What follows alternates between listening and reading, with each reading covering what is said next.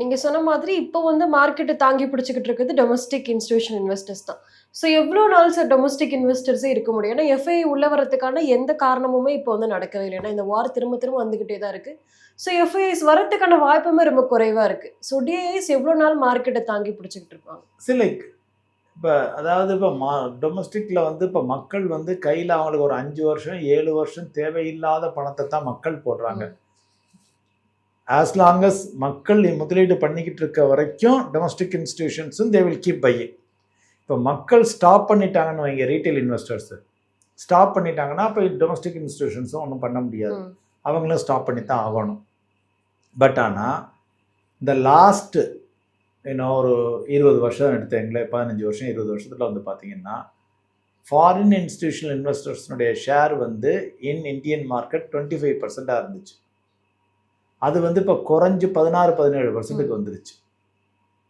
So அப்போ நம்மளுடைய உள்நாட்டினுடைய முதலீட்டினுடைய வலிமையை அது காமிக்குது. ஒரு நாடு வளர்றதுக்கு, வளர்ச்சி பாதையில் இருக்க நாடு அப்படின்னா அதுக்கு டொமஸ்டிக் இன்வெஸ்ட்மெண்ட் தான் முக்கியம். Foreign capital is needed, but more than that ஸ்டேபிளாக இருக்கக்கூடியது டொமஸ்டிக் கேபிட்டல்.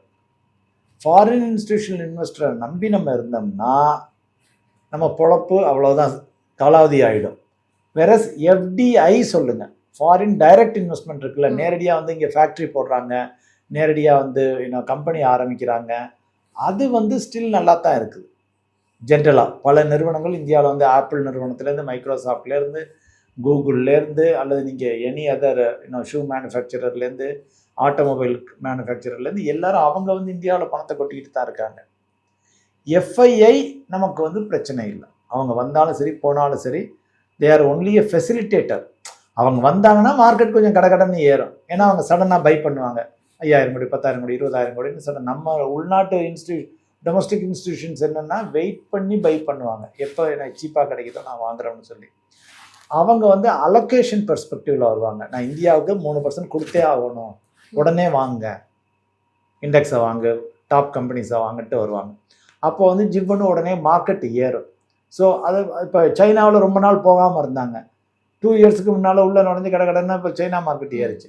ஸோ அவங்க வந்து more of trader I would say. இப்போ நமக்கு தேவை வந்து லாங் டேர்ம் இன்வெஸ்டர்ஸ் எந்த மார்க்கெட்டுக்கும்.